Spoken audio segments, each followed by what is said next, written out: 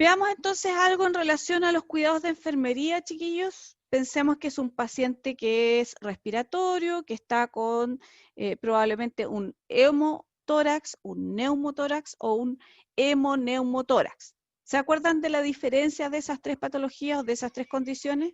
La presencia de sangre en la cavidad pleural. Exactamente. Y si yo digo neumotórax, De aire. de aire. Y si yo digo hemoneumotórax, Mixto. mixto.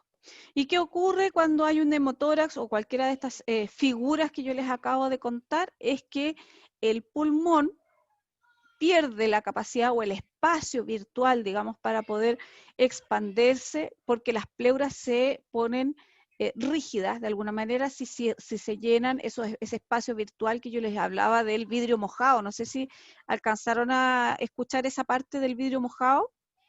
Los voy a invitar a hacer el siguiente experimento, chiquillos. Van a poner encima de un plato o de un vidrio, un vaso, cualquier cosa, un poco de agua y le van a poner encima una bolsa plástica. ¿Qué ocurre cuando hacen eso? Lo pueden hacer en forma física también si quieren, pero ¿qué ocurre entre el vaso y la bolsa plástica? Se pega, ¿cierto? Pero está pegado 100%, o sea, no se puede remover. Kevin. O si usted saca la bolsa, la puede sacar exacta. Es como un lubricante. Perfecto. Bueno, exactamente ese efecto es el que uno llama de vidrio mojado, y así se dice en la física, digamos. Se produce un espacio que es virtual entre los dos elementos, ¿ya? Entre el vaso que yo les explico y la bolsa plástica se produce un espacio virtual por el agua que queda entre medio, que hace un efecto de vacío y los mantiene pegados a los dos como si fueran un solo elemento, ¿ya? Esa misma agua que queda entre medio, como dice el Javier, actúa como lubricante, lo que permite que ustedes, si ustedes quisieran mover el plástico alrededor del vaso, podrían perfectamente hacerlo y no necesariamente se va a despegar, ¿cierto? ¿Vamos bien hasta ahí? Ya, perfecto. Entonces, si nosotros pensamos en nuestros pulmones que están recubiertos por dos membranas, que son las pleuras, ¿no es cierto? Que son elásticas y todo lo demás, pero que básicamente son menos elásticas que el pulmón y que necesitan de este efecto de vidrio mojado para moverse, o sea, cuando cuando el pulmón se expande o se retrae, ¿no es cierto? Las pleuras se mueven en este sentido con este líquido pleural que está entre medio y que de alguna manera crea una suerte de cavidad virtual, no es una cavidad propiamente tal, y eso es lo que permite que las pleuras se muevan y el pulmón se pueda expandir y retraer sin mayor problema. ¿Sí? Hasta ahí vamos bien. Ya. Entonces, cuando ustedes tienen un trauma torácico, puede ser el trauma torácico es lo más habitual, generalmente ese efecto de vacío y ese vacío propiamente tal o esa cavidad estéril que está entre las pleuras se pierde, ¿ya? Y si eso se llena de aire, ¿qué ocurre con las pleuras? Se separan. Se separan, porque es como que estuviera inflando esa cavidad, ya no está ese líquido que permite que las pleuras se mantengan pegaditas, ¿ya? Es lo mismo que con el efecto del vidrio mojado que yo les decía, si usted sopla debajo de la bolsa, ¿no es cierto?, que está pegada al vaso, la bolsa, ¿qué hace? Se separa del vaso. Por lo tanto, ocurre que se ocupa un espacio, ¿no es cierto?, entre las pleuras y eso evita que el pulmón, ¿no es cierto?, le causa una cierta restricción porque le ocupa espacio para moverse. Por lo tanto, el pulmón no se puede expandir en su total capacidad. Lo mismo ocurre cuando puede ser sangre, puede ser pus, puede ser un empiema, que es pus también, y ese contenido que está ahí entre esas cavidades, que puede ser aire, pus, sangre o mixto, ¿no es cierto?, va a limitar la función de respiración. O sea, el mecanismo respiratorio está alterado por digamos, ocupamiento de esa cavidad virtual. Para eso se ocupa el drenaje pleural, ¿no es cierto?, que se inserta no hacia el pulmón, sino que se inserta entre las dos pleuras y que permite, por un efecto físico, ya sea aspirativo o por caída libre, ¿ya? El hecho de que salga ese contenido, ya sea aire, pus o sangre, hacia este drenaje pleural que ustedes vieron y revisamos hoy día. Ya. Teniendo claro eso, chiquillos, ¿cuáles o en qué cosas se tendrían que fijar ustedes para saber si ese drenaje pleural está funcionando correctamente o no? Piensen en el sistema que ustedes vieron, lo que conversaba la colega en el video, qué cosas había que tener precaución, qué cosas habría que ver o revisar del sistema mismo, si ustedes quieren, partamos por ahí. Las mangueras, me pone el Kevin. ¿Cuál es el nombre técnico de las mangueras? Las mangueras son para regar el pasto. ¿Cómo se llaman las mangueras? Tubos. Tubos. Muy bien, Catalina. Ya. Los tubos. Bien, Diego. Entonces, ¿qué va a revisar de los tubos? Partamos, después lo ordenamos, pero ¿qué va a revisar de los tubos, Kevin? Que estén bien conectados. Bien, ya. Esa es una primera cosa, o sea, que el tubo esté bien conectado ya sea al paciente o a la aspiración, ¿no es cierto?, arriba del otro tubo, o el tubo que va del paciente a, digamos, el que va del paciente al receptáculo también tiene que estar conectado, porque si no está conectado de buena manera o no hay una cosa sellada, ¿qué va a ocurrir con ese tubo en sueño? Se va a inflar, como dice la Denise, va a entrar aire hacia el paciente. Por lo tanto, una de las cosas que tenemos que vigilar muy bien es la conexión del sistema completo. Y si vamos a cambiar el equipo, el receptáculo, tenemos que pinzar muy bien el tubo, ya porque ese tubo no se cambia, que sale del paciente, o sea, el dren que sale del paciente no lo vamos a cambiar, solo vamos a cambiar la conexión. Por lo tanto, cuando hay que cambiar esa conexión, lo que tenemos que hacer es pinzar ese tubo de buena manera para que podamos, ¿no es cierto?, hacer todo y cambiar o eliminar digamos, el receptáculo que está lleno, ¿ya? ¿Qué otra cosa más tienen que revisar? ¿Qué pasa con cuando un tubo se acoda, por ejemplo? Reingresa a la cavidad pleural. Reingresa a la cavidad pleural y eso con todos los riesgos que conlleva eso de que puede haber una infección, ¿no es cierto? O simplemente no nos va a servir de nada el drenado que estamos haciendo. Ya. Por lo tanto, ya tenemos dos cosas. Mantener el sistema sellado, ¿no es cierto? Para evitar que ingrese aire hacia el paciente. Y lo otro importante es mantener los tubos lo más distendidos posible para que no se acoden. Quiero que se imaginen o que piensen en los cuidados de las sondas Foley, ¿ya? Miren lo que les voy a decir, y que vayan pensando cuáles de esos cuidados de sondas Foley se pueden aplicar a la trampa de agua. ¿Alguien me puede decir alguno? Rotar quizás la fijación del tubo en la piel del paciente. Ya, sí, puede ser donde en el fondo nosotros evitamos que se tire, porque recuerda tú que el dren de salida está siempre tomado con un pequeño puntito, ¿ya? Por lo tanto, un punto, digamos, de sutura.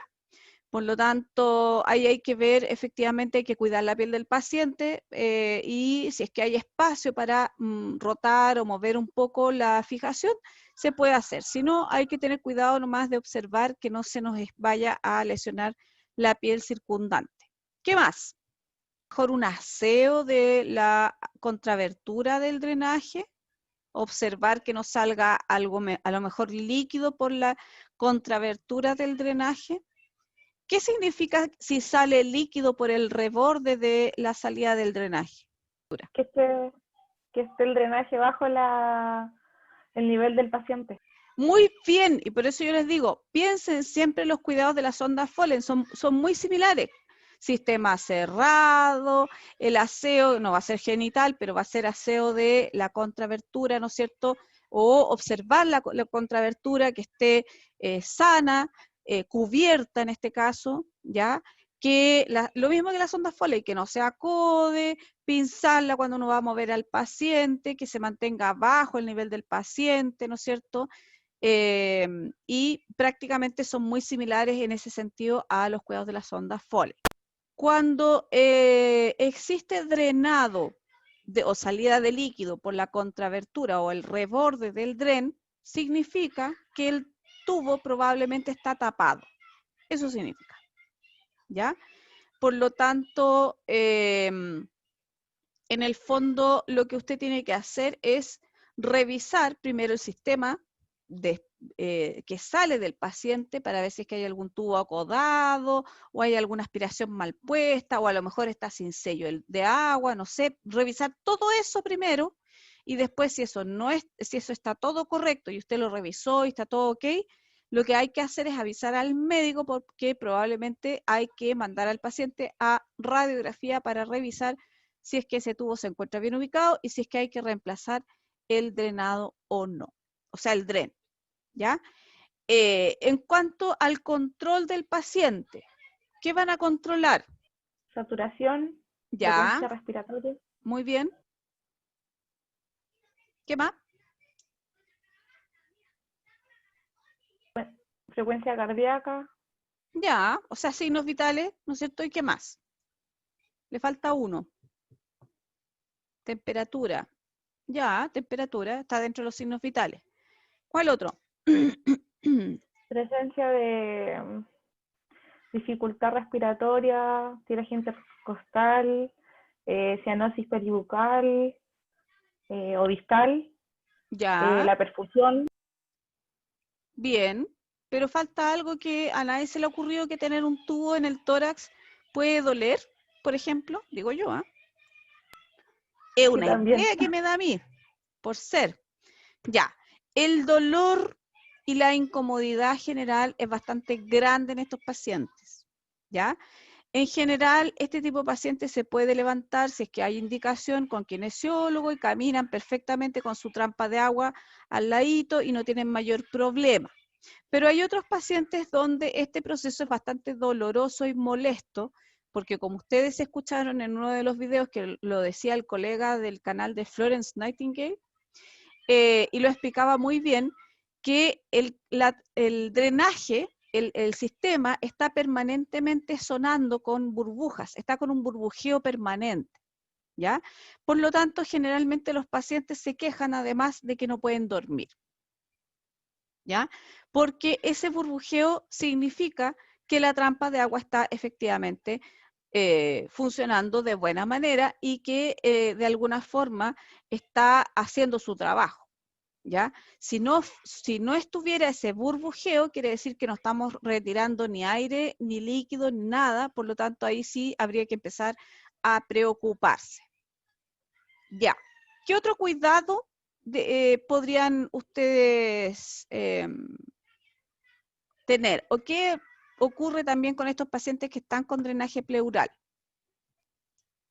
¿Cómo está la capacidad de la relación ventilación-perfusión de ese paciente?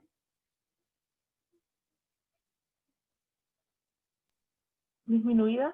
Disminuida. Por lo tanto, ¿qué se hace cuando un paciente tiene esa relación ventilación-perfusión disminuida? Apoyo con oxigenoterapia.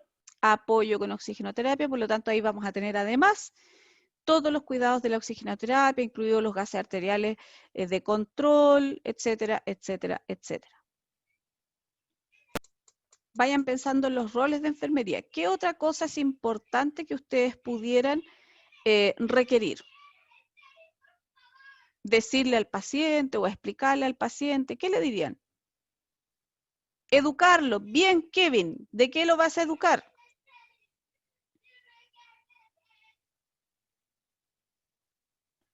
Ya, sobre cómo funciona. Eso es lo que le interesa al paciente, saber la física de la trampa de agua o qué. Los cuidados que debe tener. Muy bien. Eso también hay que decírselo. Es probable que sienta incomodidad o dolor, como dice el Kevin. Pero lo que dice el Diego es súper cierto. Hay que explicarle que el paciente también nos tiene que colaborar en cuidar este sistema, ¿ya? Que no se ¿cómo se llama esto? Que no se dé vuelta la trampa de agua, que, ¿cómo se llama esto? Que entienda que el tubo no se lo tiene que tirar, ni doblar, ni nada, y que también si necesita ir al baño, sobre todo, tiene que llamar porque probablemente haya que cortar la aspiración y haya que ayudarlo a llegar al baño, ¿ya? Todos esos cuidados que parecen como tan de cajón, no necesariamente son conocidos o entendidos por los pacientes y es súper importante preguntar qué es lo que quiere saber. A lo mejor el paciente sí le interesa saber cómo es la física del aparataje y en ese caso, claro, pues van a priorizar. Primero le van a explicar lo que va a sentir y lo que probablemente va a ocurrir con él y después le van a explicar, ¿no es cierto?, si es que ya ustedes tienen el tiempo también, porque no creo que tengan el tiempo de cómo funciona el aparataje en términos físicos, ¿ya? Si es consumidor de tabaco, quizás también sea importante. Bueno, si es consumidor de tabaco, como yo siempre digo, siempre está la oportunidad de hacer educación en todos lados, prevención, promoción y fomento, se hacen en todos los niveles de atención de salud, por lo tanto, si es obeso, si no es deportista, o si es sedentario, más bien porque nadie espera que sean deportistas, por ejemplo, si consume tabaco, como dice el Diego, todas esas cosas también hay que tratar de trabajarlas durante la estadía hospitalaria para que ese paciente al menos pueda tomar un poco de conciencia, ¿no es cierto?, de del daño que se está haciendo con el tabaco. Y ustedes también. ¿Qué otro cuidado, chiquillos? Importante. En la clase que yo les hice, búsquenla porque no sé si todos la vieron, pero en la parte de trampa de agua yo les explico cómo cómo tienen que medir la trampa de agua y cómo se lee la trampa de agua y cómo se registra el drenado, ¿ya? Otra de las cosas que son súper importantes también es ir evaluando la cantidad de drenado, ¿ya? Esa es una, el color o la calidad del drenado, si ustedes quieren, y si tienen la posibilidad, utilicen el olfato también, que es bastante decidor, sobre todo cuando hay infecciones con Pseudomonas aeruginosa, que tiene un olor bastante particular y uno lo va aprendiendo con el tiempo, ¿ya? Por lo tanto, esa parte está en una de las clases que les hice, y si tienen dudas, pueden consultar el capítulo 12 mentira, el capítulo 25 creo que es del Brunner.